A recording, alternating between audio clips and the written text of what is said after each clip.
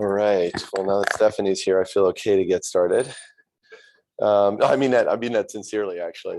As my coach, if you guys are laughing. All right. So, we all gave our talks at graduation, which I think kind of spoke to how we feel about this program. For me, this presentation is a little bit more fun. A lot of you know some parts of our life. But this allows us to give you a little window into that. Different people take a different take on this. Some people show you case numbers every year.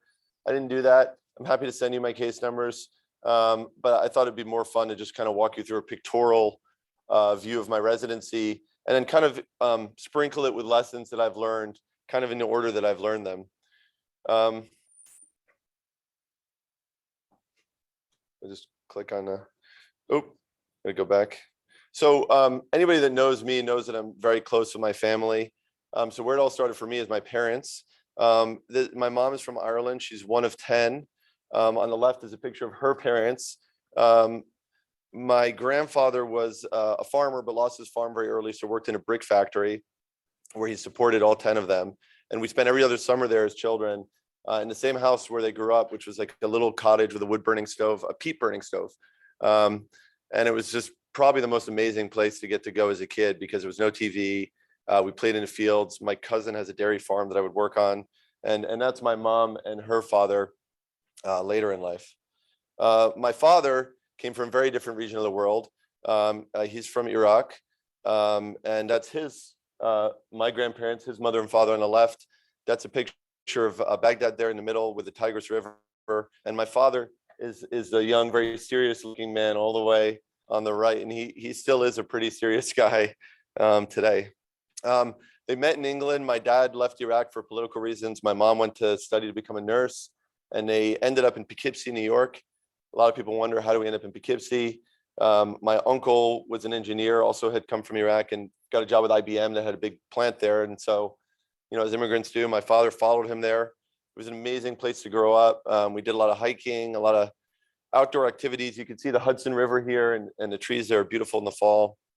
I have a brother and a sister. That's us when we're younger.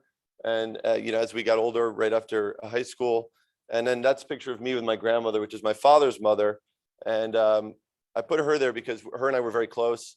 And we're very lucky. They left Iraq and came to live with us since I was about 8 years old. And she always wanted me to be a surgeon, and I always told her no. And ultimately here I am. So I know she'd be very proud. So I wanted to include her in this. So then I got educated in New York, and I have 3 different pictures here because that's pretty much how I spent my time equally during New York. First is the Stern School of Business, where I did a degree in finance and accounting. The middle one is actually the office where I worked at BlackRock in New York. And I worked about 40 hours a week all throughout college in my internship there. And then my friends and I had a club promotion company called Liquid Productions. And so we spent about 3 to 4 nights a week at the parties there. That's me. That's a pretty typical night out for us. If you guys were at graduation, the guy screaming behind me, that's Pete. He was there at graduation with me this past week. But after completing my degree in finance and accounting, I went to go work at BlackRock. Many of you know this. Evan mocked me for it in the graduation video. But it was an incredible place to work, an incredible time. My work was in a group doing all the government bailout work. So they were like very secretive projects and had code names and stuff. And as a 20-something-year-old, it was pretty fun. But, as you know, for my chief talk, it wasn't for me. And I decided to go pursue medicine, where I had to do a post-bac pre-med program, which basically meant I had to go back to college, be the youngest guy sitting in the front, asking all the questions, not going out, really having no friends at that point. But it was an amazing, life-changing experience. And I met a couple of people that were very special to me. The top left is Dr. Walid El-Bermani. He was my anatomy professor, and he actually, coincidentally, was also from Iraq and actually had taught anatomy in a medical school in Mosul, northern Iraq, where my father had gone to medical school. And him and I became very close. And we actually made a neurosurgical anatomy textbook that I brought around with me on all my interviews. It was relatively rudimentary, but we did all the approaches and wrote out all the anatomy. So he continues to be a close friend of mine. On the bottom left is Carlos David, who many of you know, graduated from this program. Phenomenal surgeon, phenomenal person. He was a surgeon at Lahey Clinic. He taught one of our neuroscience classes in my first year. And when I expressed interest in neurosurgery, he said, for the summer, my first year of medical school, he said, okay, show up at 4:30 in the morning on Monday to Leahy Clinic. And I was like, okay, I thought I was just gonna like watch a couple surgeries. And he gave me a Greenberg and a pager, and I was pretty confused. I'm like, no, Dr. David, I'm actually a first year medical student. And he's like, well, you want to see neurosurgery? The only way to see it is to do it. So he put me on a 3rd-year rotation, and kind of the rest is history. He was also the one, of course, who encouraged me to come down here for a sub-I. The middle picture is how I remember Boston. My last year was the last year where there was horrible snowstorms, and that was very pivotal in me deciding that I needed to get out and go somewhere warm. And then that's just a picture of me and some of my friends on the wards as a 3rd-year medical student. Frozen. Okay, my sub-I and okay, here we go. My sub-I in Miami. These are actually the only 2 surviving pictures of my sub-I in Miami. I went through my phone, and I think I was probably trying to impress someone with how hard I was working. So I was sending them pictures of the coffee, the cafecito, and the Monster Energy I was drinking.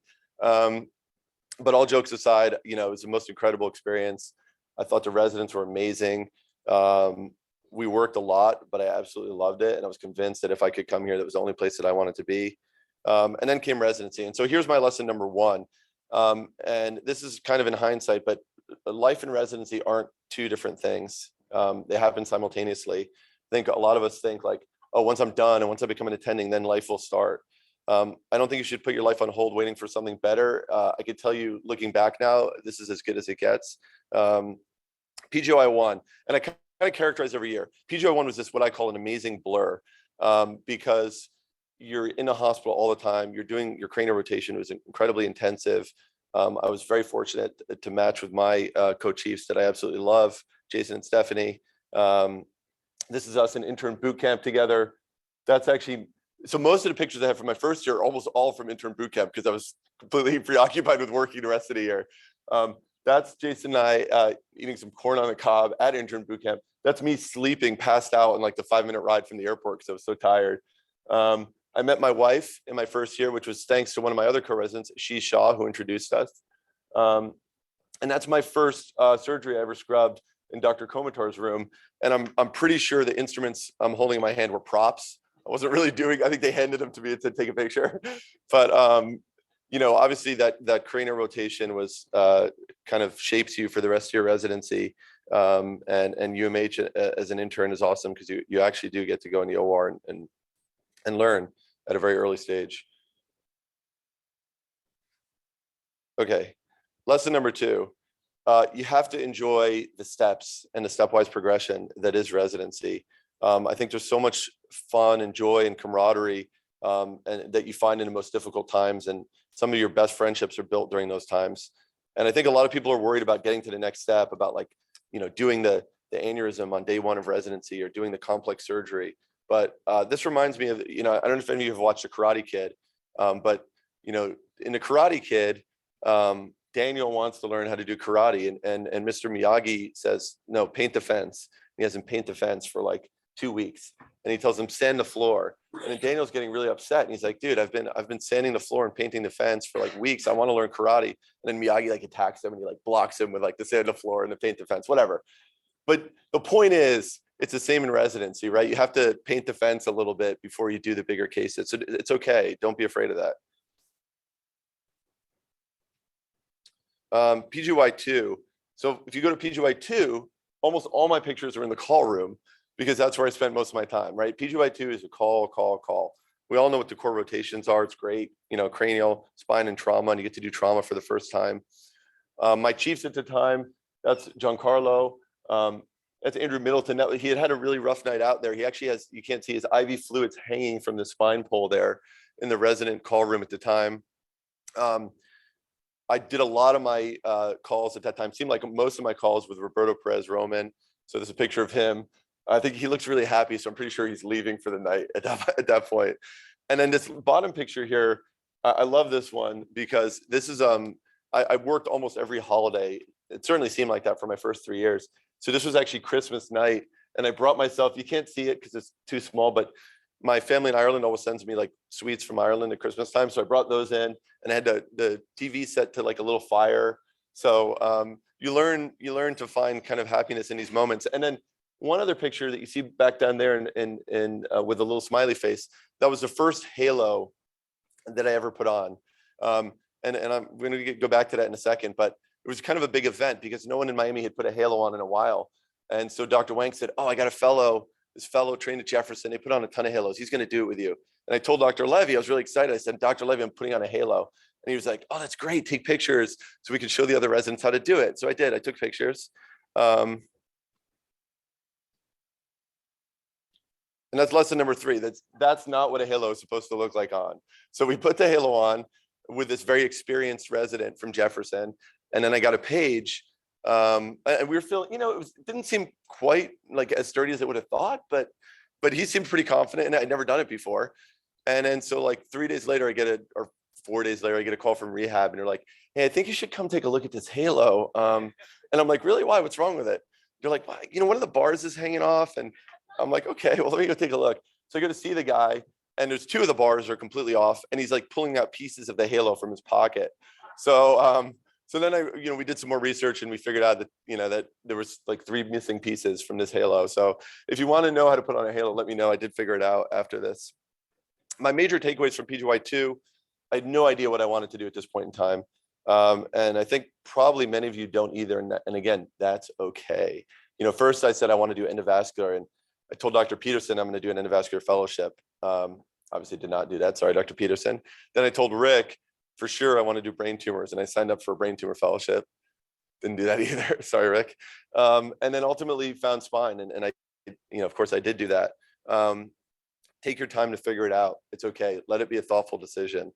The other thing is that you're always going to be taking call. And the schedule will never feel fair. You're always going to feel like you got screwed on schedule. It's okay. You didn't, right? Everybody does. It's just the nature of it. Just roll with it, and it will pass. PGY3, I think this is the first year where you start to really feel like a surgeon. It's kind of an operative year. You get to go to Miami Children's, which is just an incredible experience. That's Dr. Bhatia, who I was fortunate. My class was the last one that got to train and learn from him, and I feel very lucky. He's showing me how to position a patient for, I believe it was a craniosynostosis case. That's a myelomeningocele him and I did together. Of course, you did your UMH rotation where you get only the choicest of cases as a 3rd year. I think this was like a quadruple revision with plastics that I was in here. And I bought a house. I got married. So huge life events. Again, this whole idea of interspersing your life with residency. And, I still worked a bunch of calls, still worked the holidays. That's me. Well, that's Dr. Vanny, but I'm with Dr. Vanny delivering presents on Christmas Day, as he always used to do. And I think one of the really cool events of that year, you guys are going to be surprised when I say this, was the hurricane, right? The hurricane wasn't cool. People got hurt. It was a bad thing. But what was cool was the way we came together as a residency program. And Rick arranged for us to take over Dr. Jimenez's whole office. It was actually illegal. There were like security guards like knocking on the door, and we'd get quiet. And we all went there, and it was like communal living for like 4 days. We like exercised together in the morning. It was just a great bonding experience. So I think we all remember that. I think lesson number 4 is find someone you love and give them your all. There's never a perfect time.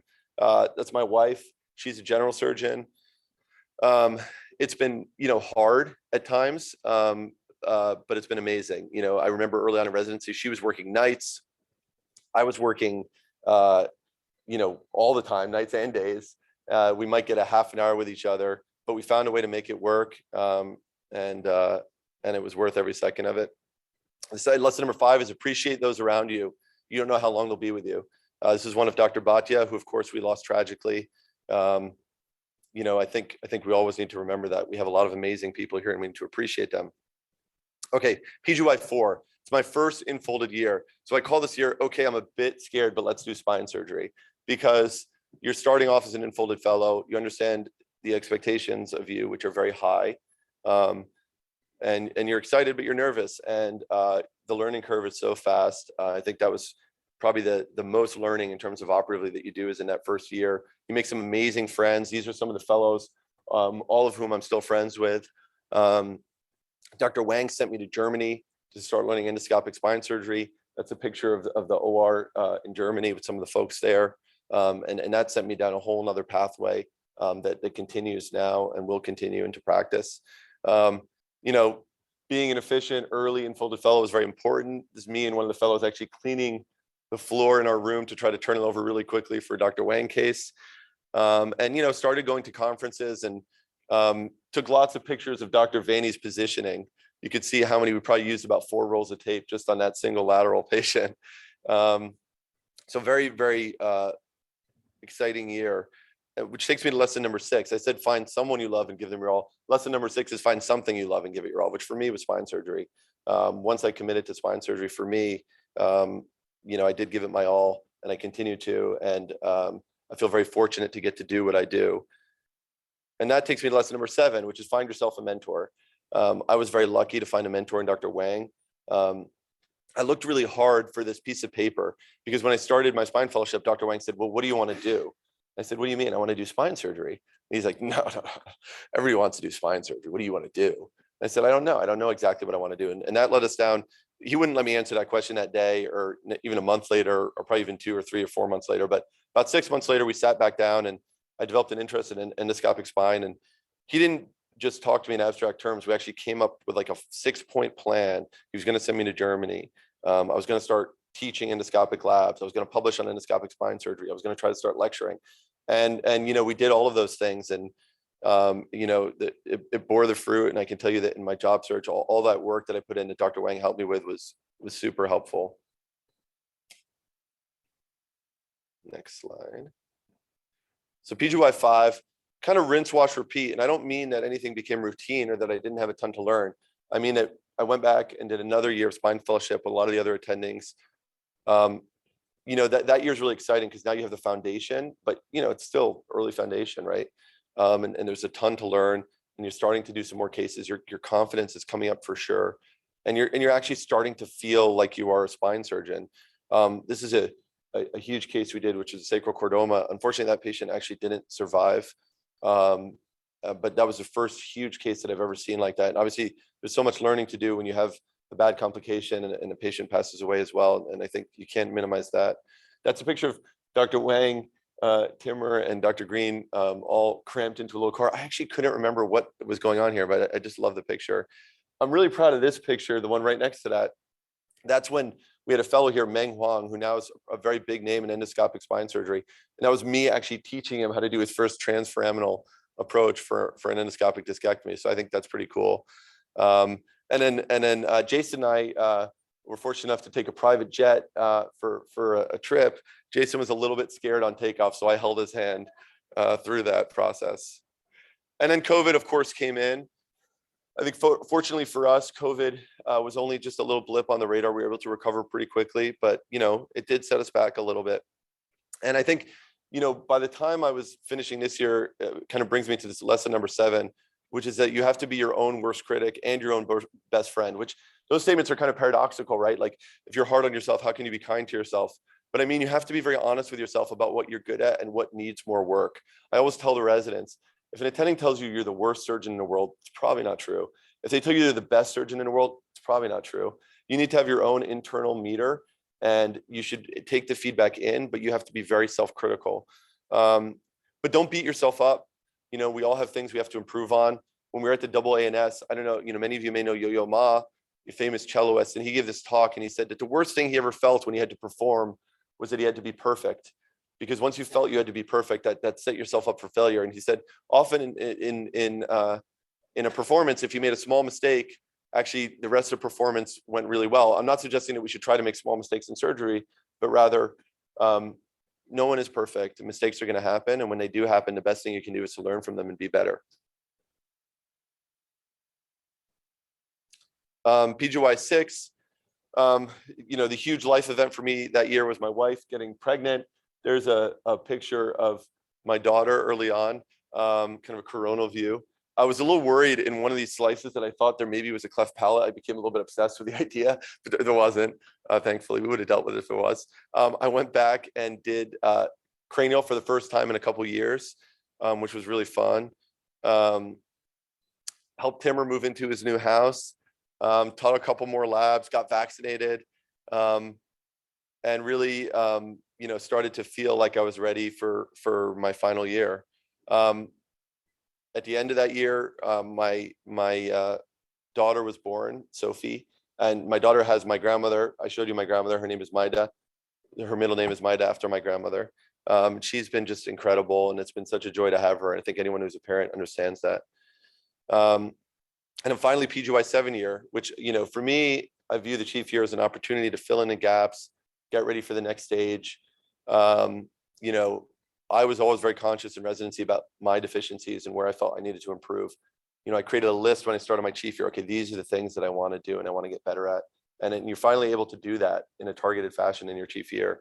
And you get to kind of lead a team, which is super exciting. I had my time at UMH, which was awesome. Definitely did some brain tumor cases under very select circumstances, as Rick is aware. Got to work with Evan Luther a lot. Was with me for most of the year, and Roberto Perez Roman, of course. There's Evan looking, I don't know what he's looking over a lateral there. And of course, spend time with my co-residents who I love. This is Stephanie, her son Bodhi and Sophie together. And then, I danced a little bit. I like to dance. Anybody who knows me knows I like to dance. And that's my friend, John Yoon, who is also a graduate of this program, one of our former fellows, his wedding. There's so many people to thank, and, I'm not going to go person by person. I need to say a few things, but I don't want to take up all this time. We have other people who need to talk. Obviously, to our chairman, Dr. Levy, we've worked together a ton. I've learned so much from you and all of our spine faculty. I could name you one by one, but you all know how much I appreciate all you've taught me through the years.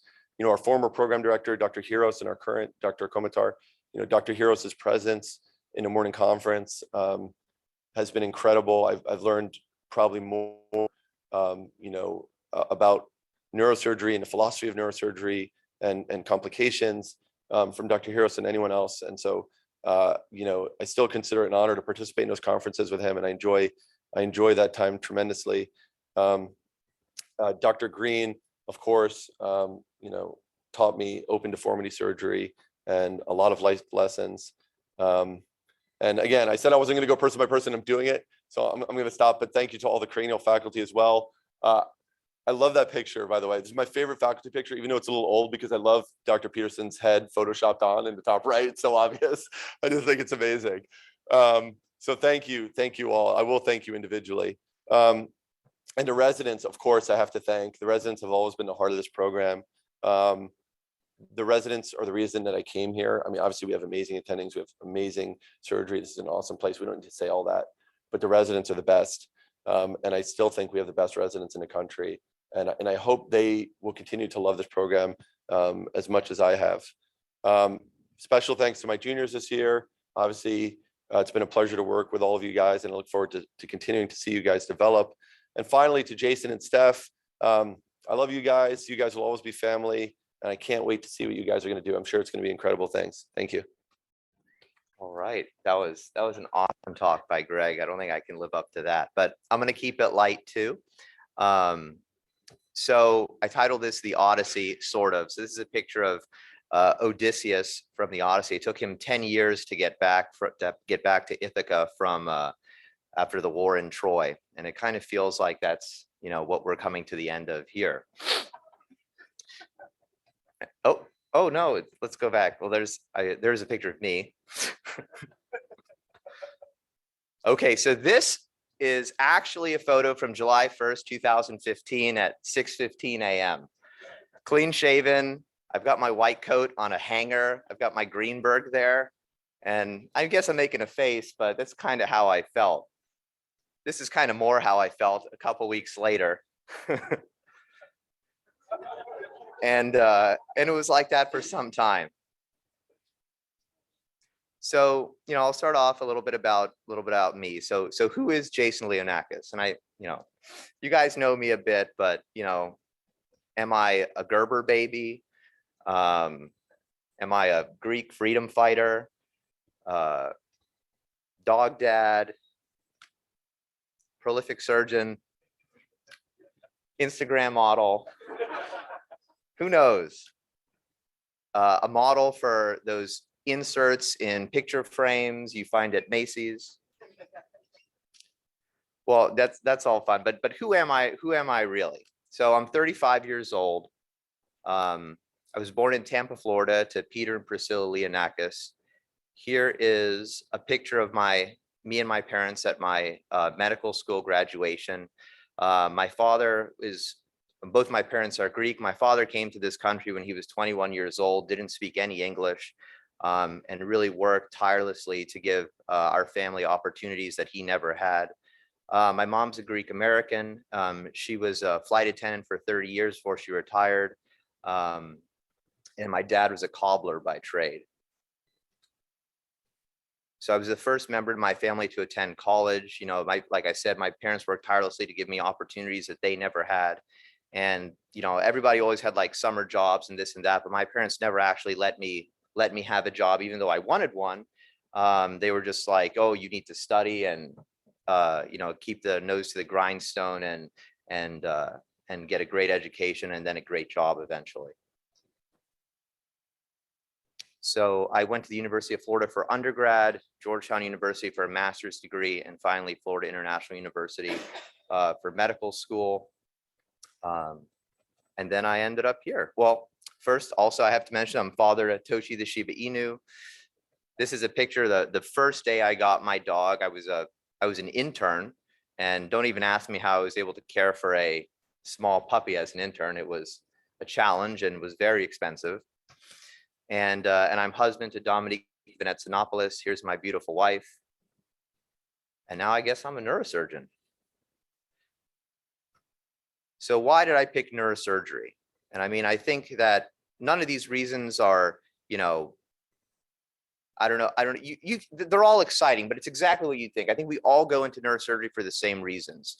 The intellectual stimulation, fascination with the nervous system, obviously the greatest challenge that you can face in medicine, the excitement of always being on the cutting edge, everything technological advancements in medicine, and you know the desire and the ability to eventually help people in the greatest need, just like Dr. Hiros always says, and Dr. Wang, you know, we're the Navy SEALs of medicine. And I really feel that way, and it's been a privilege and an honor to train in this craft. Now, how did I get there?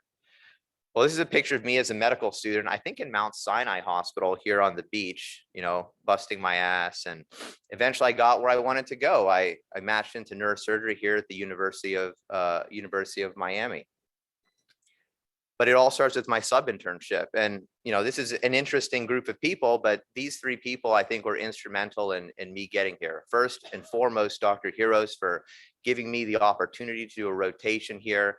And then giving me the opportunity to be a resident here. I owe a deep debt of gratitude that, you know, I can never repay. You know, he was one of the main reasons that I wanted to be here. I saw the morning conferences, I heard everything from the residents, and this is the kind of person that I wanted to be. Faraz Khan was chief resident at the time. He's the guy on the left, for people who don't know. And he was chief resident. I remember we were rounding in the old neuro ICU, and I was, you know, back then we didn't have an electronic medical record, so we would write the notes by hand before we went to morning conference. And I was always writing all the notes and running around. I had all the labs, had the list, and we were halfway through rounds one day, and I had basically kind of taken the lead on rounds, and he stopped me for a minute, and he's like, "Jason, what was your step 1 score again?" And I told him, and he's like, "Okay, perfect, excellent." And we just kept on going. And so, you know, I think he really came up to bat for me. And also Karthik. Karthik was the 2nd-year resident on the cranial service at the time. And he really talked me up and helped me get here. So starting off an internship, PGY1, here's a brand new white coat, never worn. Neurology, cranial, and UMH. I hate to say, but I can't remember who the PGY6 was on our cranial rotation. But Brandon Gaynor and Seth Hayes were the chief residents back then. It's crazy, but I guess none of the residents really know who these guys are, but they were both super nice guys, great surgeons, very level-headed. And they were the first people that I kind of, in residency, decided that I wanted to emulate myself and try and live up to. John Sarek, you guys know, has always been a very good friend of mine, and Simon as well. I put 65 cases in parentheses because back then I wasn't as stringent with my case logs, and I'm sure there's more, but 65 on the record. Here's a picture of us at intern boot camp. I thought it was hilarious. I was on neurology first, so I was very well rested. And we're in the Uber on the way to boot camp. And I look around and Stephanie's sleeping, Greg's sleeping, and I'm like, oh shit. What's gonna happen? But we had a great time, and we've always been great friends. Here's a picture of us. I think this was at one of the dinners for the incoming interns interviewing. And also, like I said, this first year I got my dog, who is a very big part of my life. These first two pictures on the left are the first day I got him. The third, he's a little bit older, and there's a 10 cc syringe there that I'm sure was left over from me drawing CSF in the neuro ICU.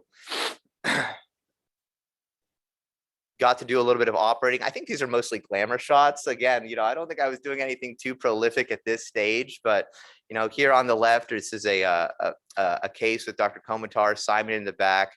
That's Roberto, the fellow, and that's Rick giving the thumbs up. And here doing a brain biopsy. Also developed some really great friends at the time. Back then I was really close with my senior residents. I don't know what we're doing here in John's backyard. I think we're like making moonshine or something. So there's John Sarek there, and that's my dog, and that's Walter opening a coconut with an axe. So we also had some good times. And then I saw this, and I was like, wow, I got to do spine surgery. I'm actually still not really sure what is going on in this picture, but I tried to use one of these clippers to clip a rod yesterday that was a little too long, and it just does not work well. Anyway, I just saw this one and I was like, oh, that's interesting. I got to throw that in there. Okay, so moving on to PGY2, 194 cases logged, spine trauma, cranial. This is, again, where we first start kind of developing, what do we want to go into? What are we interested in? I first developed this interest in spine, working with John Sarek as my chief resident. This Post-it note was waiting for me one day, I guess after I was post-call. And so that was kind of funny. The trauma rotation was great. Dr. Jagged, Dr. Bullock, Leo Harris, and Ashley was our fellow at the time. Most people here don't know who this guy is, but Dr. Bullock basically literally wrote the book on neurotrauma, and he was here for many years. And he was a great mentor during the trauma service back then, including Dr. Jagged as well, and Leo, who never let us go too far astray.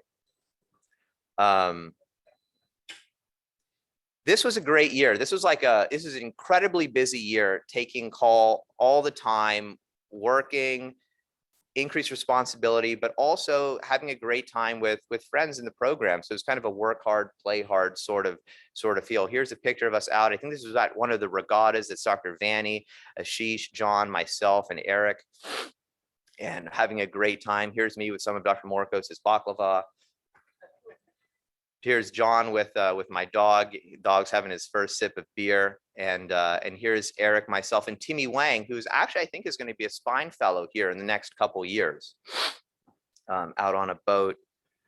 There's Walter with the dogs, and Greg and I, out with some bicycles. I'm not sure why we lifted these bicycles up, but but we had a great time. Again, here, on the West Wing 9 call room, Victor was just asking me, what room is that?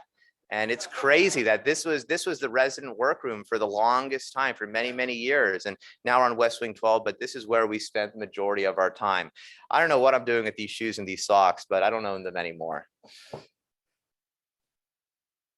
During this time, I also took some nice trips. I went snowboarding with John and his wife and some of his friends, just to go to show, how close some of these resident bonds can be. This was in Big Sky, Montana. And then some more photographs here, me and Roberto. Here's Dan rounding with John Carlo. There he is wearing his Tom Ford backpack in the neuro ICU. I think Dan was, I actually remember this very well. Dan was a little flustered at this time, but he did great. And this is actually John Sarek closing his last case as a chief resident. At this time, I also met my wife, kind of toward the mid of the second year, and You know, we all know how that turned out. It's amazing. It's the best thing that's ever happened to me. So PGY2 was an excellent year. Moving on to PGY3, 310 cases logged. You know, the VA, UMH, and Nicholas. UMH has always been an amazing rotation for the PGY3, really in the OR all the time, really starting to learn how to become a surgeon. Nicholas, the same way, doing some very interesting cases. You know, I was there with Dr. Ragib, Dr. Bhatia, and Dr. Niazi. I was, like I said during my talk before, I was the last resident to see Dr. Bhatia before his accident. So I remember that day very, very well, and we lost a great guy. But I learned a lot from all of them, and PGY3 was a strong year in that regard. Well, you know, wouldn't imagine that this would be the next picture, but this is when I started taking my fabulous vacations. This is me in an island in Milos. You know, the summer of that, the summer of before that, before PGY3 year. Here's my wife. Here's me at another beach, you know, almost about to fall off this thing. I probably wouldn't do that now. And here we are again. So I've had some wonderful travels throughout residency. I won't bore you with the rest, but that's been a big part of my time the past 7 years as well. Here's an interesting one. This is when Hurricane Irma came. I was actually on vacation that week, and we were supposed to go to Canada to visit my wife's family. And we thought we were going to get all the flights were going to get canceled. So we decided we would drive to Canada.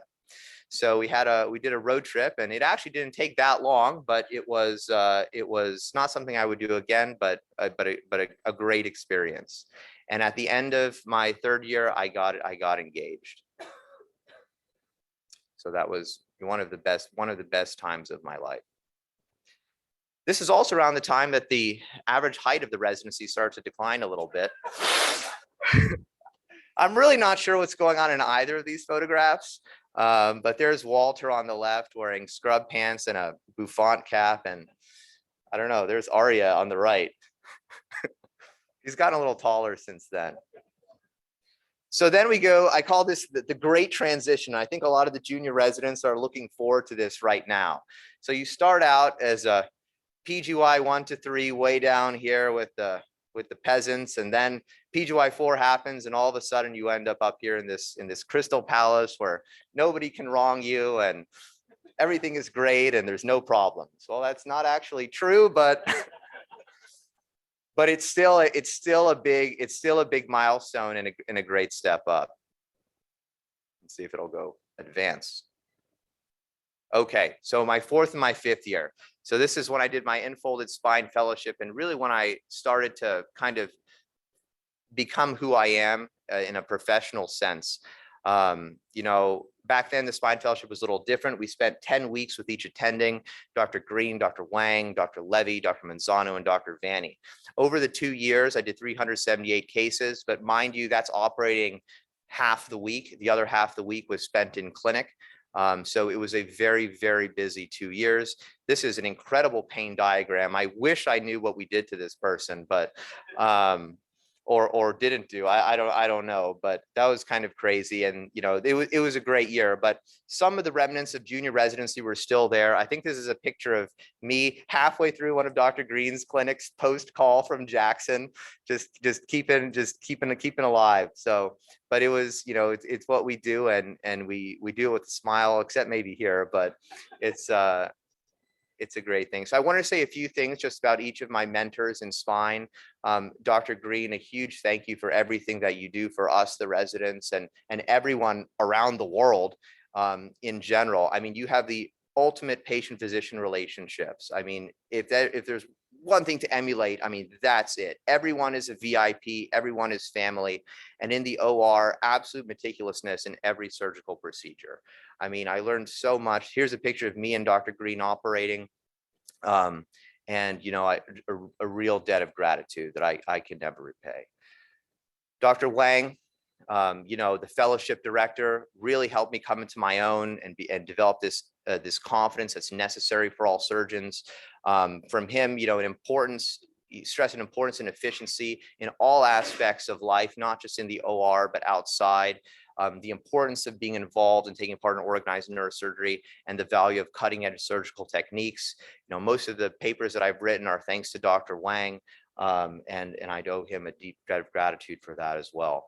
Dr. Levy, I mean, there is no operation that Dr. Levy can't do. I mean, it's true. Like anything, I mean, it's possible. Somehow he just knows exactly the right steps to take, how much to do, how much not to do.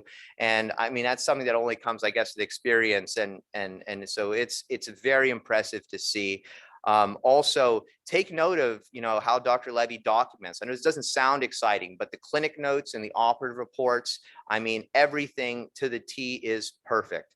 And, you know, while I'm not going to go into really the operative aspects for each person, you know, spinal tumors, particularly intradural tumors, are really a very, very rare kind of thing. But Dr. Levy does quite a few of them, and they're really important cases to learn and understand how to do. And that experience, I don't think you'd get much better anyplace else. So a huge thanks for all that. Dr. Manzano, a lot of you guys don't know him, but he was a great guy, always kind and level-headed, an excellent teacher, and always patient with residents of any degree of experience. It's too bad he's not here with us anymore. He's up in Orlando, but you know, a huge thanks. And then Dr. Vanny. I mean, Dr. Vanny, we lost a great one with him moving up north, but Dr. Vanny is the quintessential master carpenter inside the world of surgery. I mean, everything unbelievably meticulous. There is no cutting corners. Everything has to be absolutely perfect, and it always is. And if you don't do that, you're going to get punched in the chest. So, you know, Dr. Vanny is an excellent guy and almost kind of like a father figure as well. I mean, it's too bad the residents now won't get to learn from him as much, but he's a great person to talk to and kind of understand why he does things the way he does. Towards the end of my 5th year, I got married. This is probably the happiest day in my life. A lot of the attendings and residents were there, and we just had a great time, and it was really wonderful. Here's another picture as well, and we'll go on. Okay, PGY 6. So this is a picture of me just starting PGY 6 here at 10:16 p.m. I think this was like a Moorcoast Monday. PGY 6 was an excellent year for operating, 373 cases. I feel people ask me all the time, when did you really start feeling comfortable in the OR? And I'd say PGY 6 is around where I started to feel like I could do it. I knew the steps and I have the know-how of how to operate. And as long as you're careful, you know, you can succeed in what you're doing. So here's when my confidence really started to build. Great teams. Ashish was my cranial chief, taught me a lot on cranial. Shelby Burks at UMH and Ian Cahigas on spine. I don't have a lot of pictures here for PGY 6 because I was in the OR all the time. So I'm going to move forward to chief residency now. Kind of broke this down by service, 100 cases on spine, 111 on cranial, 115 at UMH for a total of 326 cases. An excellent year, kind of the capstone of residency. And I'm just going to talk about each service really quickly. So this is Damian Brusco. He is an animal, and I don't mean just his surgical skill or his skill in the or his skill on the wards, but what this guy can put in his stomach. I mean, this started out as a Tropachop, a rice bowl with chicken at Pollo Tropical. The rice has been replaced with macaroni and cheese, the grilled chicken with fried chicken and doused in sauce. He eats this every day. It's unbelievable, but I mean, that's the fuel that he needs to get through it. But the spine service was excellent. All jokes aside, Damian is a phenomenal resident. We had great help from the ortho interns as well. It was a great way to start the year and all business, as I said here. You know, special thanks to Ian Cote, Timur Urikov, and Shelby Burks as well. You know, while I didn't work with you guys during my spine fellowship years, I worked a lot with you guys on both the spine and UMH rotations and learned a lot from each one of you. And thank you for letting me be so involved in the cases. Moving on to the cranial service, this really was the A team. So I juggled with the idea of maybe not doing cranial and just doing, you know, a lot of spine the 7th year, but you know, I thought back to my early days in internship, and I remember rounding with Brandon Gaynor on cranial as an intern and looking at him and being like, one of these days, I'm going to be this guy, and I'm going to be leading these residents around and signing off on plans and doing these big operations. And I thought about it, and it was an experience that I couldn't give up. So I'm super happy that I did it. I learned a lot. And I mean, it's, you know, it's tough. I mean, there's a lot of very, very sick people that require, you know, the utmost attention 24/7. And it really does take a whole village. So even so, oh, even though it's so busy, everybody always greets you with a smile and a thumbs up. Now, these thumbs up were covering the other fingers, and on my presentation, I guess it got changed here somehow, but so always a thumbs up. I love this picture of Victor. This is actually what pops up on my phone when he calls me. And of course, we have our A-team nicknames: Lude Lou for Victor, the Danimal, and David was just too busy keeping us out of trouble for a nickname. So big thanks to him. The cranial faculty, you know, you guys are amazing. I mean, this is what we think of when we think master surgeons, Dr. Hiros, Dr. Morkos, the kind of things that you guys do for your patients and for organized neurosurgery and for residents is unparalleled. Everyone else as well, Dr. Ivan, Dr. Stark, Dr. Jagged, Dr. Bemnise, Dr. Peterson, now Dr. Benjamin, you know, thank you for letting a spine guy get involved in your cases and really do a lot and learn a lot. Okay, so now we're moving on to PGY 7. So Mario Kart International Headquarters. Davik is still keeping us out of trouble. I really tried to find a way to make fun of Mike Silva, but it is impossible. This guy is an absolute animal. He is an incredible junior resident. Here he is doing endoscopic spine surgery. I don't think he did an endoscopic case at UMH. So I don't know if he's booking cases after hours or what. I don't know what's going on, but the guy is an animal. And then we have Morton Koopa Jr., AKA Dan Eichberg. This is Dan obtained his final form over at UMH, and you know, so no, but in all seriousness, Dan has been incredible. Takes me through all the cranial cases, and we had a good time. Oh, let's go back. We can't mention UMH without, you know, a special shout out to the greatest of all time.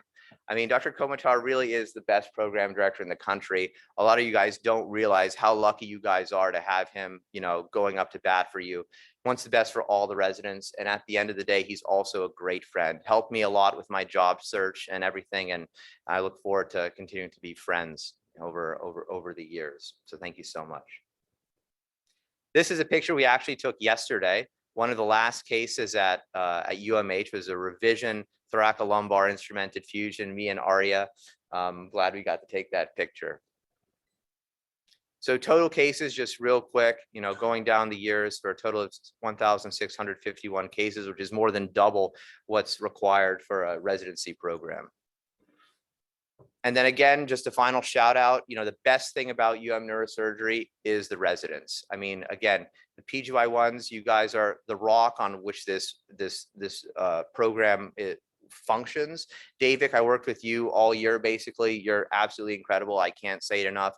Adam and Turkey, I didn't work with you so much, but I know you guys are destined for great things. The twos, I feel like you guys are kind of like little brothers to me. Victor, Damien, Sumed, you guys are awesome. You know, I've had a really great time, even if I have to deal with Victor's insolence all the time. The PGY threes, Silva, Vignesh, Eva, you guys are awesome, and you guys are going to be like thought leaders in cranial, in spine, and endovascular. You guys are absolutely excellent. The fours, I feel like I didn't work so much with the PGY fours, but I know you guys on a personal level very, very well. And I couldn't be happier to know all of you. James, Cat, Cater, the video was ridiculous. I mean, it was really funny. The PGY fives, AKA Dem Boys 2024. These guys have gotten really close to over the past year and a half. You guys are awesome. And we'll be hanging out and reviewing the films for many years to come. The PGY sixes, of course, Dan, I've been with all year. If it wasn't for Dan, I don't think we'd be here today. And Evan, Roberto, you guys are awesome. And then Stephanie and Greg, I mean, my co-residents, I couldn't have asked for better co-chiefs. You guys are awesome. And I know we're going to be lifelong friends. So where to next? So I'll be at the Miami Neuroscience Institute with Baptist Health, South Florida. They've made me the director of outpatient spine surgery, and I also have an academic appointment at FIU, HWCOM, my alma mater, hopefully building a program and then building up the spine service over there. All right, thank you guys for all the good times.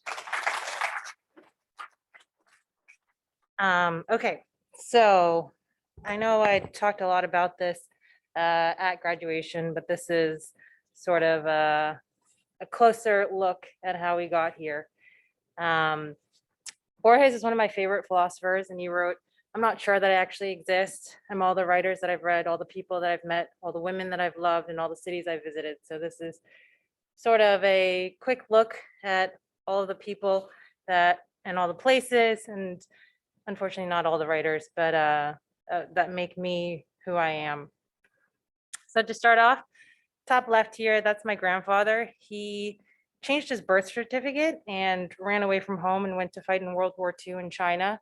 After that, he lost his hearing, and then he was part of the Nationalist Army that fought against communist China, and they lost and they were exiled to Taiwan.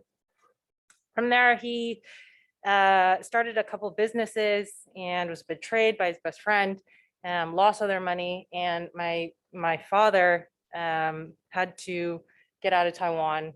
They didn't really have a ton of opportunities.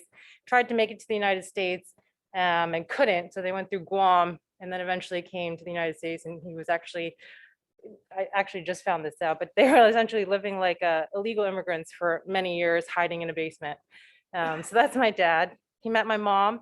My mom also came here as a teenager. They both came by themselves with their siblings to Queens, New York, where they met in high school. And that's my grandmother on the bottom right, who actually died of an aneurysm when she was very young.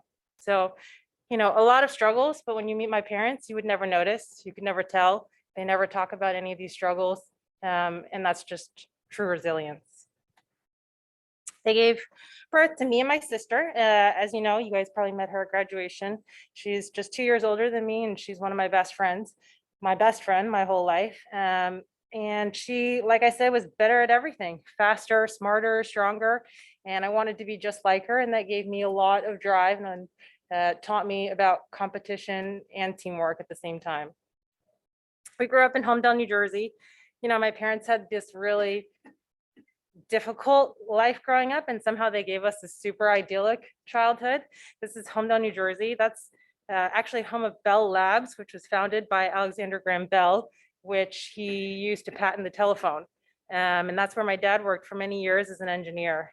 And, you know, like I said, we had this great childhood. I spent a lot of time playing soccer.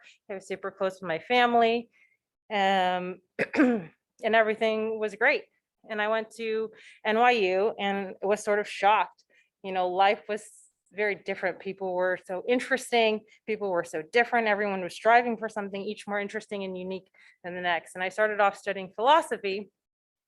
And the first thing in philosophy, in modern philosophy, that they teach you is, you know, how do you know your own existence? And, you know, there's the classic Descartes, I think, therefore I am. And that led me down this whole path of, well, what do you actually know is real? And so one of the first things that I studied in neuroscience was looking at just the study of color. So if you actually look at these two squares of blue, based on the context around them, they may look a little bit different. One with less contrast looks more blue than the other one if you stare at it closely. And so I think it makes you question what is reality and what do you know is truth, and if that really is truth. So I was really interested in all this neuroscience, and this was like an incredible time to be studying neuroscience. And then I went to Belize when I was a sophomore, and I went on a service trip. We were building a school and a playground for these little kids. And there was this kid here on the right who was on the trip with me.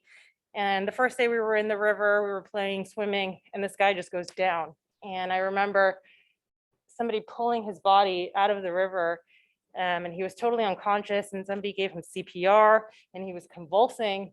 And so I ran to go get help, but there was no ambulance, there was no 911 in Belize. So he was there just convulsing. Nobody really knew what to do.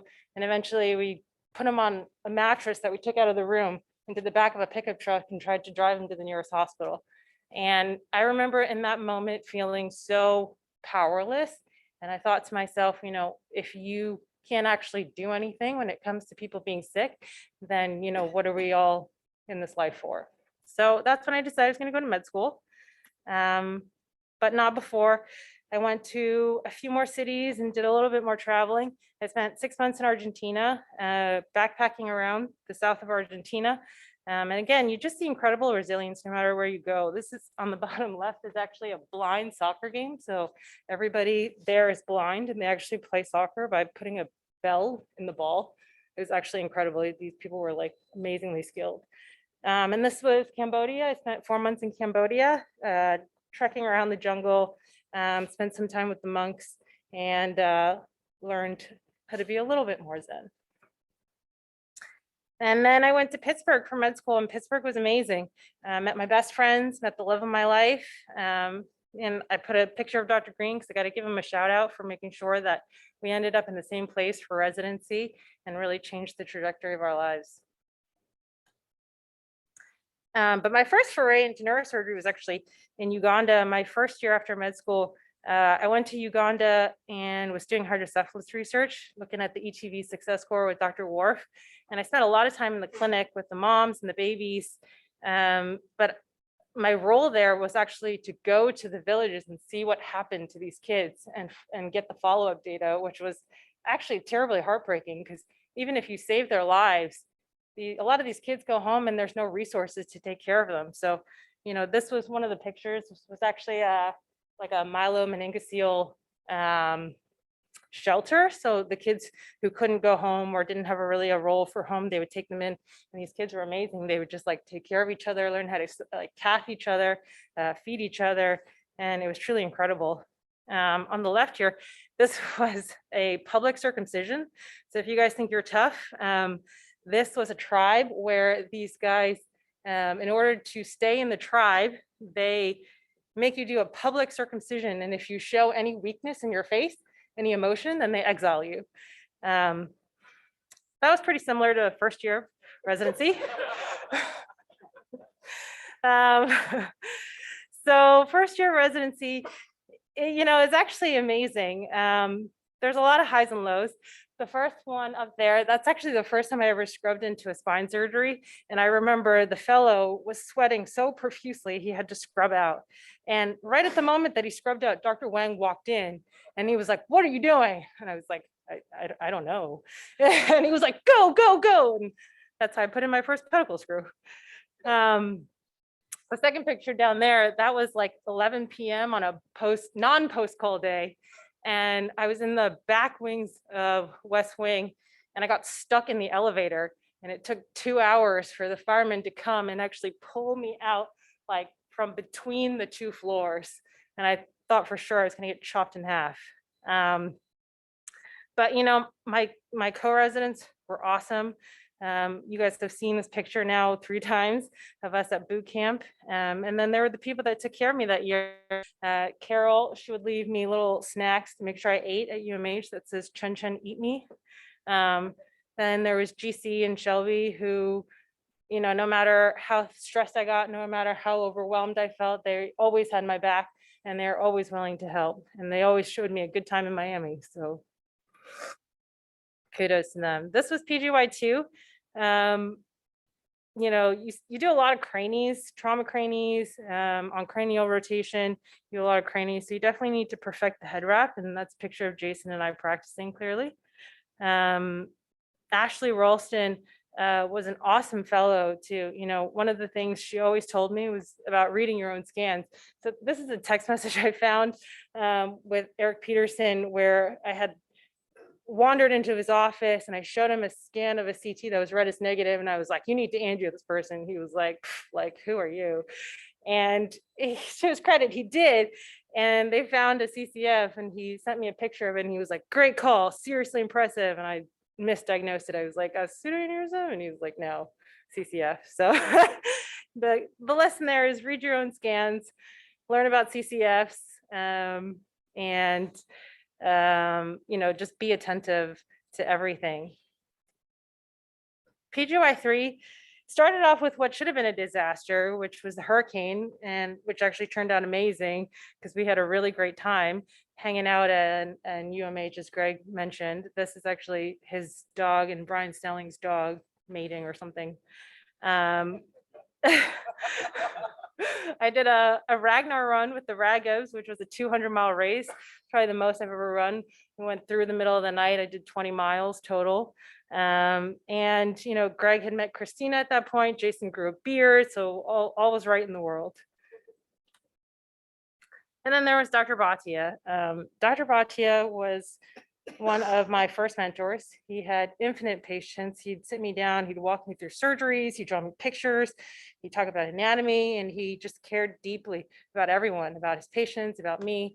I spent Thanksgiving with his family. And this was us in Haiti. We did a number of surgeries at that time, spent a lot of time together. And, he told me back then that my brain needed to catch up to my hands. I think maybe my hands have just slowed down my brain, but nevertheless, I hope that will continue to make you proud, Dr. Bhatia. Sorry. So PGY4, PGY4 was the first time I spent a whole year doing the same thing. And it was actually amazing. I think that you start to realize that it's really great to have depth over breadth, and that doing so also gives you the ability to innovate. And that was the year of the radial revolution. We wrote a ton of papers about radial, which was super exciting, and a lot of credit to Dr. Peterson, Dr. Stark, and Dr. Yarvagul for letting me experiment a little bit, and really allowing it to always be a discussion. Did a ton of cases that year, and a huge credit to Marie, who is one of my best friends. She is super smart, super talented, and was just a total rock star. She showed me that you could be pregnant in residency, and she never complained. She took all the stroke call, and still spent a ton of time teaching me and just being my best friend at the time. PGY5 was a weird year. I started off in research and felt kind of homeless, so I would just go and take over Dr. Peterson's office all the time until they renamed it Dr. Stephanie Chen's office, and he would find me in there doing research all the time. And I started off doing the clot stuff, and then COVID happened, and the body bags were filling up in New York. My family was there, and it was really a pretty scary time. And all of a sudden, we were all working from home, which felt really weird after spending your entire junior residency in the hospital. And that was also the time of, the murders of Ahmaud Arbery, Breonna Taylor, and George Floyd. And I remember being at the Black Lives Matter protests and just being so disturbed by all of it. And because I was home all the time, I was like getting into Facebook arguments with random strangers and like summer shed. And I was like, what am I doing with my life?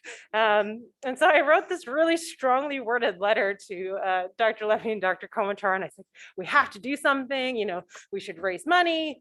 And Dr. Levy, to his credit, was like, we should start this scholarship, not just raise money indiscriminately, but start a scholarship with the neuroscience. And that was how the BLM scholarship started.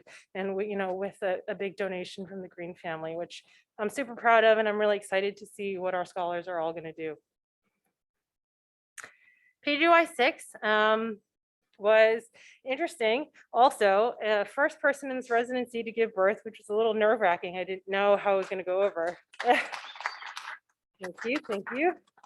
I remember going into Dr. Komatar's office being really worried about coverage, and he was just the most elated person that I'd even told. He was just hugs, like, don't worry about it, we're going to figure it out. And that was amazing feeling. It is interesting though, I think when you're in surgery, you think a lot about mind over body.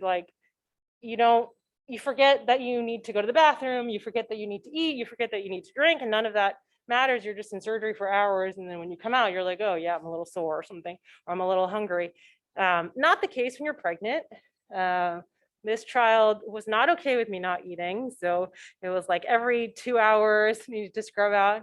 And, all of the faculty was amazing about making sure I had breaks and making sure that I had snacks and drinks. And I really genuinely appreciate that. And, I remember even Shelby was one of the few people that knew super early on and made sure that I stayed out of cases with a ton of fluoro. So, just a lot of appreciation for the family looking out. Also, it was a time where I realized that being a patient and a mom is really hard. It was the first time I'd ever been a patient.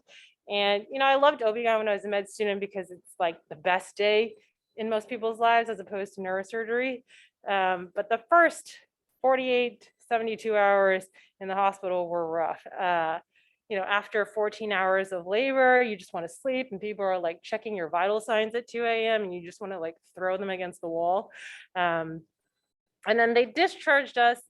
And the next day I went to the pediatrician and she was like, you need to go back to the ER. And my kid was like just bright yellow. And it was disturbing. And so, I think there's nothing like when your kid is sick, even though I know it's not uncommon for kids to require phototherapy. It was just the most gut-wrenching feeling of failure, that I couldn't protect my kid. And I think that when you guys see patients and what our patients are going through, it must feel similar, and it's important to have that empathy for them. Still did 295 cases that year, super busy year, and learned a ton, technically and surgically as well. PGY-7 is the best year for sure. Exponential surgical skill growth.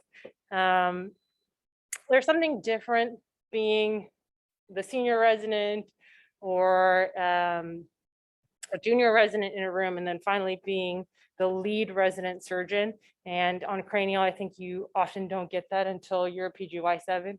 And the things that you will learn doing that is just amazing. And it really was exponential. Also, I tried to learn how to be a better teacher, how to be a better leader. It's tough. These patients are really sick, and there's always limited time in the day. And that's definitely a skill that, I will continue to work on. But still, we did 299 cases. A huge shout out to my nanny and my husband for taking care of the baby somewhat well. And a huge shout out to everyone who also gave me breaks for pumping. This was like every day in the OR, just milk everywhere. So thanks for not being grossed out, and thanks for everyone who gave me those breaks as well. The residents, like the other guy said, you guys are the heart and soul of this program. I'm not going to go through individually, but just in terms of this year, the people that I've worked with the most, Evan and Roberto, you guys are awesome, technically, surgically, and I could put you anywhere, never a complaint. And I really appreciate that. You guys are super hard workers, and I'm excited to see you guys as chiefs for sure. A lot of the middle residents, I didn't get a chance to work with, but my juniors, Damien, Sumit, Adham, and Turkey, you guys have been awesome this year, super hardworking. I've seen just incredible growth from you guys, and I'm really proud of you. And I'm going to send you guys individual messages, so I apologize if I skipped you. And just remember that this is family. Like I said, a lot of the residents and fellows that I've had the opportunity to work with are some of my best friends. This was us at Jason's wedding. This is us at Greg's wedding. This is Carolina's birthday. This is Marie bringing the baby back to see everyone. This is like all of the hundreds of kids in our residency, mostly who are Timmers. And thank you to amazing mentors. I've learned a ton from the spine mentors, Dr. Levy's amazing leadership, and then of course, all the cranial people I've worked with. I love this picture of Dr. Ivan shepherding ducklings across the street, which is kind of how I feel he deals with us. This was the breakdown of who I worked with the most. Obviously a ton on the cranial side and the endovascular. But just a few reflections. In a field like neurosurgery, if you have empathy and you try to understand what your patients are going through, you're never going to be satisfied with your results. You're always going to be working on improving them. Be self-critical. Obviously, you guys have, oh, I hope you have read Dr. Hiros's presidential address. You've read recently, he sent out Dr. Morkos's reflections on complications where Dr. Morkos, reaching peace is not peaceful. That really resounded with me. You know, you have to spend time being okay with the complication by learning from it. Be observant and curious about your patients. You know, it's not just the thumbs up sign when you're done with surgery. Dr. Hiros talks about it all the time. Really understand, do they have worse deficits than you thought? And if they do, you know, what can we do about it? And, you know, it's not just about neurosurgery. It's not just about cranial or spine. You can learn a lot from each other. I know Dr. Spetzler got half of the microsurgical instruments from ophthalmology. So pay attention. It's not just whatever tiny field, tiny subspecialty you're in. Find gratitude. Otherwise, you'll end up easily jaded. Treat each other like teammates and siblings. You are naturally going to have competition within each other, but that should drive you guys to be better. Take care of each other. And to the attendings, don't play favorites. You know, I think that sometimes that breeds some discontent. I remember I asked Timmer once how he manages to parent so many kids. And he told me that if they come running up to him with their problems or tattling on each other, then they all get punished. So they learned, to lead on each other. And I think that that's a good model for residency as well. Embrace life fully, you know, get married, have kids, have a dog. These are the most important, not the most important, but these are very formative years of your life, and don't halt them just to do neurosurgery. And then find harmony between the heart, the mind, and the hands. Thank you.